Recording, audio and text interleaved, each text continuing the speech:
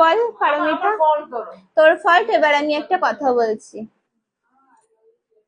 তুই হাইড করেছিস ঠিক আছে, তুই ব্লাশারটা দেখ, একটা দিকে দেখ, খুব বেশি হয়েছে, একটা দিকে দেখ হয়নি।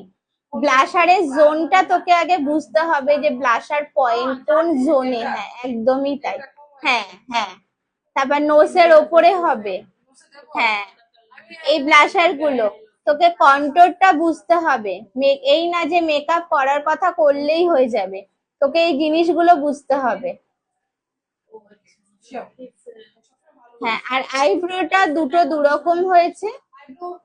হ্যাঁ, তারপর তোকে ওর ফরেডটা যখন অনেকটাই বড়, তোকে কি করতে হবে, কপালের ওখানটা তোকে ঢাকতে হবে।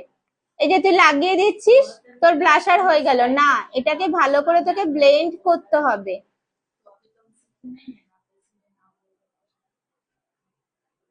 দেখ এই যে লাগিয়ে দিলি তোর হয়ে গেল, বাট না, এটাকে তোকে এবার ব্লেন্ড করতে হবে ভালো করে।